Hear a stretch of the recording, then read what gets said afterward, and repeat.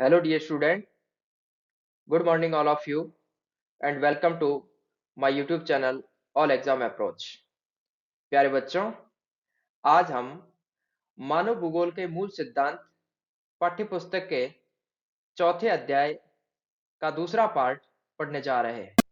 प्यारे बच्चों, इस पार्ट के तहत हम मानव विकास के मापन की विधियां तथा विभिन्न देशों की मानव विकास श्रेणियां और मानव गरीबी सूचकांक की विस्तृत जानकारी प्राप्त करेंगे। प्यारे बच्चों, सबसे पहले हम मानव विकास के मापन के आधार को पढ़ेंगे। प्यारे बच्चों, मानव विकास को मापने के तीन आधार हैं। कितने हैं बच्चों? तीन आधार हैं। पहला आधार है शिक्षा। क्या है बच्चों? शिक्षा। इस आधार के तहत देखिए, एजुकेशन में इसके तहत प्रौढ़ शिक्षा व शकल नामांकन अनुपात के तहत 0 से 18 वर्ष। कितने बच्चों? 0 से 18 वर्ष के बच्चों को शामिल किया गया है। इसमें देखिए बच्चों, इन लोगों की जो शिक्षा है, इसके वितरण को मापा गया है। क्या है बच्चों? इसके शिक्षा के वितरण को मापा गया है। यानी कहने का मतलब है कि किसी भी देश में विकास का मापन करना है तो उसमें शिक्षा का स्तर का मापना आवश्यक माना गया है। इसके बाद देखिए, दूसरा जो आधार है वो है स्वास्थ्य। इसके तहत जीवन प्रत्याशा का मापन किया जाता है। इसके तहत किसका मापन किया जाता है? जीवन प्रत्याशा। जीवन प्रत्याशा किसे कहते हैं? व्यक्ति के जीवन जीने की औसत आयु। जीवन जीने की औसत आयु है, उसे क्या कहते हैं? जीवन प्रत्याशा कहा जाता है। तो प्यारे बच्चों, स्वास्थ्य के तहत क्या है कि संबंधित देश में लोगों के जीवन जीने की औसत आयु कितनी है।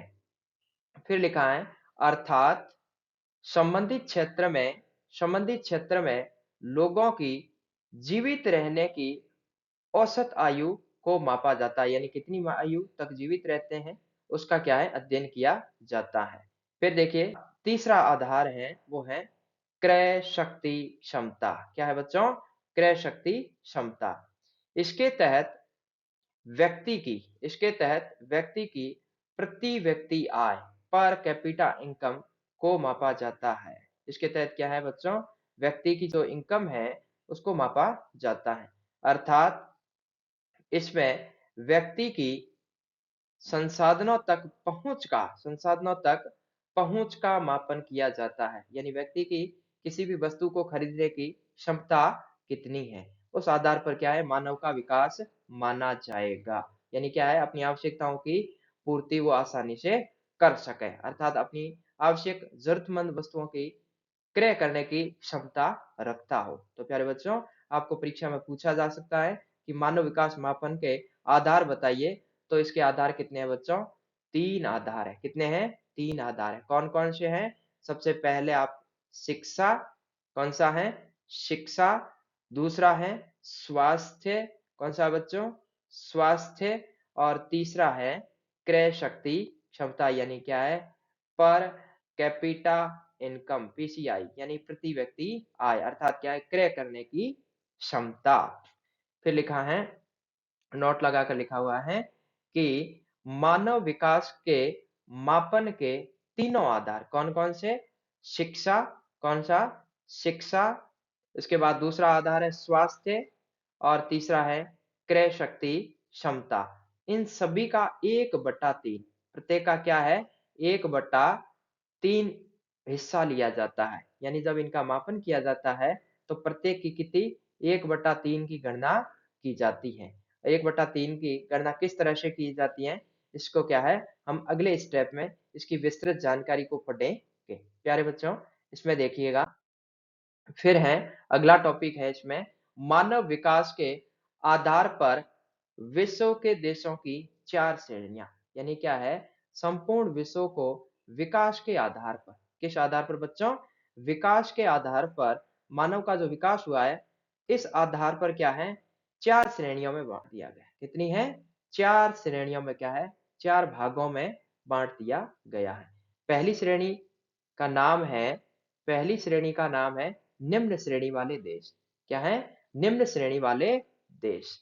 इस श्रेणी का जो रेंज है, यानी इसमें कितना स्कोर रहेगा? 0 से 0.5 अंक वाले देश हैं, अर्जित करने वाले देश है वो कौन से हैं? निम्न श्रेणी के तहत आएँगे। और इसका प्रत्यक्ष जो एग्ज़ाम्पल है, वो किसका है? नाइजर का है।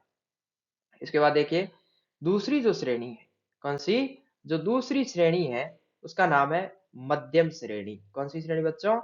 मध्यम श्रेणी। और मध्यम श्रेणी का जो स्कोर करना होता है, वो 0.5 से 0.7 के मध्य वाले देश इसमें शामिल हैं। और इसमें जो उदाहरण दिया गया है, वो हमारे भारत का है। और यहाँ पर महत्वपूर्ण सवाल बनता है कि मानव विकास के आधार पर जो विश्व की श्रेणियाँ हैं, उस श्रेणी में भारत कौन-सी श्रेणी में आता है? तो बच्चों याद रखना है, भारत मध्यम श्रेणी का देश है। और कई बार पूछा जाता है कि मध्यम श्रेणी का जो रेंज स्कोर है वो क्या है? दशमलव दशमलव 5 से कितना है बच्चों? 0.5 से 0.7 के मध्य होता है। इसके बाद देखिए, मानव विकास की तीसरी श्रेणी, कौन-सी? तीसरी श्रेणी। और तीसरी श्रेणी का नाम है उच्च श्रेणी वाले देश।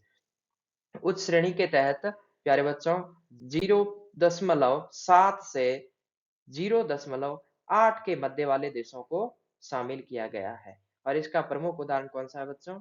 श्रीलंका। हमारा तटीय पड़ोसी देश जो श्रीलंका है, वो उच्च श्रेणी का देश है, जो भारत से इसकी बेहतर स्थिति है। और इसके बाद बच्चों देखिए, जो चौथी श्रेणी है, उसका नाम है अति उच्च श्रेणी वाले देश। अति उच्च श्रेणी वाले देश। और इसके तहत इनका स्कोर कितना होता है बच्चों? 0.8 से 1। कितना होता है? 0.8 से 1 के मध्य होता है। और इसका प्रमुख उदाहरण है, वो कौन सा है? नॉर्वे। नॉर्वे का जो विकास है, वो बहुत ही उम्दा तरीके से हो रखा है। और यहाँ पर लोगों की जो जीवन शैली है, वो क्या है बच्चों? उच्च स्तर की है। क्या है? उच्च स्तर की है। तो परीक्षा की दृष्टि से भी ये सवाल भी महत्वपूर्ण है कि चारों श्रेणियों की आपको व्याख्या पूछ सकते हैं। तो आपको चारों श्रेणियों के नाम और इनकी रेंज और प्रत्येक का एक-एक उदाहरण आपको पता होना चाहिए। प्यारे बच्चों, आगे एक नोट लगा हुआ है और इसमें महत्वपूर्ण बात लिखी हुई है। ये अक्सर परीक्षा में पूछी जाने वाली बात है कि मानव विकास सूचकांक HDI, H for human, D for development, I for index, Hindi क्या बनेगा? मानव विकास सूचकांक। डी फॉर डेवलपमेंट, मानव विकास सूचकांक। सूचकांक के मापन यानी एचडीआई को मापने की जो रेंज है, यानी इसकी जो रेंज है वो कितनी है बच्चों? 0 से 1 के मध्य है। कितनी है? 0 से 1 के मध्य। कैसे है देखो बच्चों, यहाँ पर आप श्रेणियां देखोगे तो यहाँ से 0 से शुरू हुई है। कितनी है? 0 से शुरू हुई है। और अधिकतम कितनी है बच्चों? अंत में कितना है? 1 है। यहाँ देखिए चौथी में कितना है? 1 है। अर्थात इसकी जो रेंज है वो कितनी है? 0 से लेकर 1। इससे पहले हमने बच्चों पढ़ा था कि जब इसके मापन के आधार पढ़े थे, तो हमने इसमें पढ़ा था कि जो शिक्षा है उसका भी कितना लिया जाता है? 1/3। और इसके बाद में स्वास्थ्य, क्या? स्वास्थ्य। और स्वास्थ्य का भी कितना बच्चों? 1/3 लिया जा रहा था। और इसके बाद में प्रति व्यक्ति आय जो पर कैपिटा इनकम था, इसका भी कितना लिया जा रहा था? 1/3। प्यारे बच्चों, जब हम इनका योग करेंगे, तब क्या होता है कि इनका लसब लेके 3/3, 3/3 बराबर क्या आता है? 1। और यही क्या है? इसकी अधिकतम रेंज है। ये क्या है बच्चों? इसके मापन की क्या रहती है? अधिकतम अधिकतम रेंज रहती है। इसके बाद देखिए बच्चों, अगला है विभिन्न जो देश है, उनमें जो निम्न श्रेणी के देश है, कौन से बच्चों? निम्न श्रेणी के जो देश है, उनकी विशेषताएं क्या रहती है? ये क्या है? इस तरह से क्वेश्चन बनाया जा सकता है कि मानव विकास के संदर्भ में जो निम्न श्रेणी के देश है, उनकी विशेषताएं बताइए। तो पहली विशेषता उनकी ये रहती है बच्चों कि उन देशों में अकाल की स्थिति बनी रहती है। क्या रहती है बच्चों? अकाल की स्थिति सदैव बनी रहती है। दूसरा कारण क्या है कि वहां पर महामारियों का प्रकोप रहता है। क्या है? महामारियों का प्रकोप रहता है। पहला है अकाल की स्थिति है। अकाल की स्थिति कब होगी? जब क्या है? वर्षा कम होगी और महामारियां अधिक होने के कई कारण है, लेकिन अगर स्वास्थ्य सेवा स्तरीय नहीं है तो वहां पर महामारियां क्या है? अपने पैर अधिक पसार देती हैं। तीसरा, जो पिछड़ने का यानी निम्न श्रेणी का कारण क्या है? उस क्षेत्र या देश में क्या है? राजनीतिक रूप से क्या रहती है? अस्थिरता रहती है, यानी क्या है? वहां पर अशांति की स्थिति रहती है। और अगला देखिए, उपद्रव। उपद्रव का अर्थ है लड़ाई झगड़ा। वहां पर क्या रहते हैं? संबंधित क्षेत्र में क्या है? लड़ाई झगड़े हैं। इसका मतलब क्या है? कि वो क्षेत्र झगड़े वाला क्षेत्र है, अर्थात वो क्या है? पिछड़ा हुआ क्षेत्र माना जाएगा। इसके बाद देखिए बच्चों, इसका जो चौथा कारण है, चौथा जो कारण है यानी इसकी जो विशेषता है वो क्या रहता है? कि वहां पर आर्थिक स्थिरता है वो भी क्या है? उचित नहीं है। अर्थात आर्थिक जो लोगों में जो वस्तु खरीदने की क्षमता नहीं होती, अपनी मूलभूत आवश्यकताओं की पूर्ति करने की क्षमता नहीं होती, अर्थात क्या है? उनकी जो आर्थिक स्थिति है, यहाँ पर बच्चों, यहाँ पर स्थिर नहीं है, ये शब्द है, ये स्थिति लिखा है, स्थिति। जो आर्थिक स्थिति है वो क्या रहती है बच्चों? खराब रहती है। क्या है? आर्थिक स्थिति खराब रहती है। इसके बाद देखिए, अगला है, इसमें लिखा है कि जो उच्च श्रेणी के अर्थात अति उच्च श्रेणी के जो देश है, अति उच्च श्रेणी के जो देश है, इनकी क्या क्या विशेषता रहती है? यानी परीक्षा में दोनों संभावनाएं रहती है। क्या बच्चों? या तो पूछा जा सकता है कि निम्न श्रेणी के देशों की विशेषता बताइए, या फिर पूछा जा सकता है कि अति उच्च श्रेणी के वे देश है जो क्या है? विकसित श्रेणी के है। क्या है? विकसित श्रेणी के। अर्थात यहाँ पर क्या है? जो मानव विकास, जो क्या है? जो मानव का विकास है वो है, वो अधिक हो रखा है। क्या है बच्चों? मानव का विकास क्या है? अधिक हो रखा है। तो प्यारे बच्चों देखिए कि अति उच्च श्रेणी के जो देश है इनकी क्या क्या विशेषता है। तो देखिए, पहला है कि अति उच्च श्रेणी के देशों में शिक्षा का स्तर है वो क्या रहता है बच्चों? उच्च रहता है। क्या रहता है? उच्च, यानी शैक्षणिक स्तर है, जो एजुकेशन लेवल है वो क्या रहता है बच्चों? बहुत ही हाई रहता है। क्या रहता है? हाई रहता है। इसके बाद देखिए, दूसरा है स्वास्थ्य सेवाएं क्या रहती है? सुदृढ़ रहती है। क्या रहती है बच्चों? वहां की जो स्वास्थ्य सेवा है क्या रहती है? सुदृढ़। अर्थात वहां पर लोग हैं जो बीमारी इत्यादि से लंबा संघर्ष नहीं करते, उन्हें क्या है? निजात मिल जाता है। अगला देखिए, सुदृढ़ आर्थिक स्थिति, यानी अति उच्च श्रेणी के जो देश है वहां के लोगों की जो इकोनॉमिकल जो कंडीशन है वो क्या रहती है? अच्छी रहती है। और अगला, जो अगली विशेषता है वो है कि उच्च श्रेणी के जो देश है वहां पर राजनीतिक स्थिरता पाई जाती है। यानी यहाँ पर क्या है? कि राजनीतिक में क्या है? शांति होती है। क्या होती है? शांति रूप पाई जाती है, यानी कोई ऐसी हलचल नहीं होती है। अगला है विशेषता में शांति, अर्थात यहाँ पर क्या है? उपद्रव या फिर क्या है? लड़ाई झगड़े हैं वो नहीं होते हैं, लड़ाई झगड़े नहीं होते हैं। अगला देखिए क्या विशेषता रहेगी अगली। अगली विशेषता है कि उच्च श्रेणी के जो देश है वहां पर जो जलवायु है वो अनुकूल रहता है। यानी क्या है? कि मानव के जीवन के अनुकूल रहता है, अर्थात क्या है? मानव अपना जीवन आसानी से क्या है? सर्वायु कर सकता है।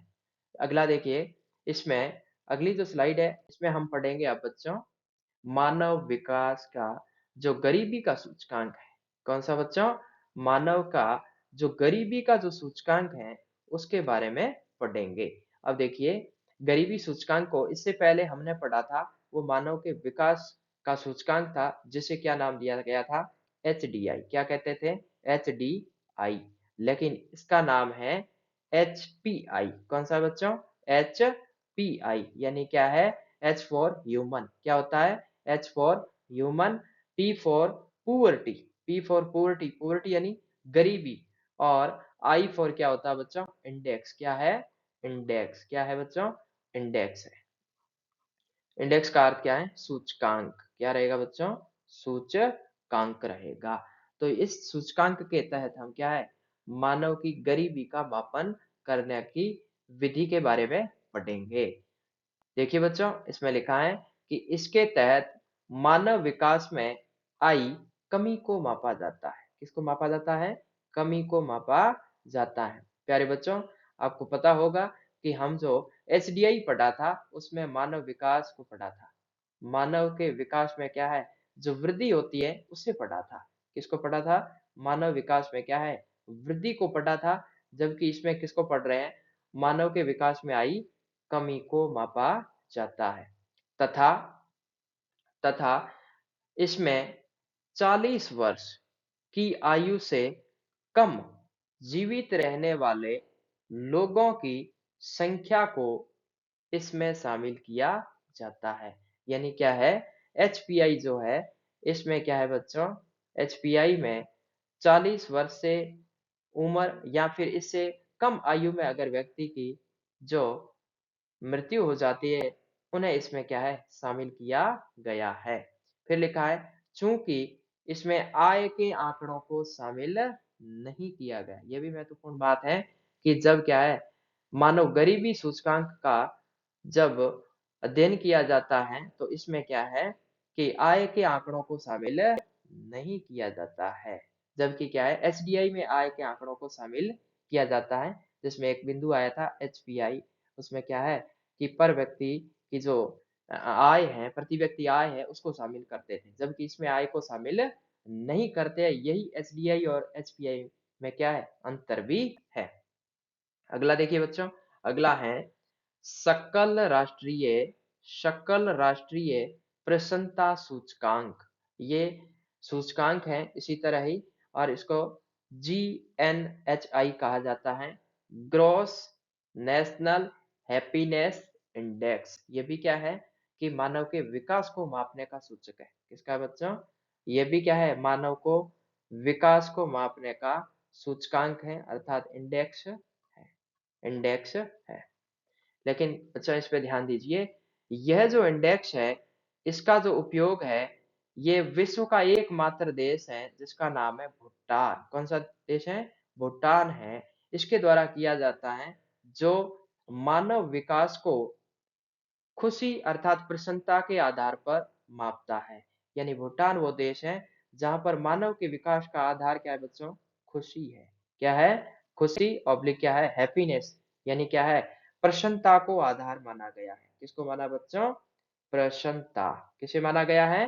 प्रसन्नता को इन्होंने आधार माना है। बोर्ड परीक्षा में पूछ लिया जाए कि प्रसन्नता को आधार किस सूचकांक के तहत, तो जीएनएचआई, और जीएनएचआई अपनाने वाले देश का नाम, तो प्यारे बच्चों क्या लिखोगे आप? भूटान। उस देश का नाम क्या है? भूटान। भूटान है जो क्या है कि आर्थिक स्थिति को विकास न मानकर क्या है, यदि उस क्षेत्र में रहने वाले व्यक्ति प्रसन्न है, इसका मतलब क्या हुआ कि मानव का विकास हो चुका है। इनका आधार आर्थिक विकास नहीं है। फिर लिखा है कि भूटान में आर्थिक मापदंड को मानव विकास का आधार नहीं माना गया है। यानी सामान्यतः क्या है कि प्रत्येक देश में किसी भी व्यक्ति का विकास किस आधार पर माना जाता है? आर्थिक स्थिति के आधार पर। यानी क्या है कि उसके बाद में धन, अर्थात क्या है, इकोनॉमिक्स कंडीशन ठीक है तो उसका विकास माना जाता है। जबकि भूटान में ऐसा नहीं है। भूटान में ऐसा नहीं है। भूटान में केवल प्रसन्नता के आधार पर व्यक्ति के विकास का आकलन किया गया है। प्यारे बच्चों, इस तरह से हमारा चौथा अध्याय पूर्ण होता है। मुझे आशा है कि आपको ये अच्छी तरह से समझ में आया होगा। वीडियो देखने के लिए धन्यवाद।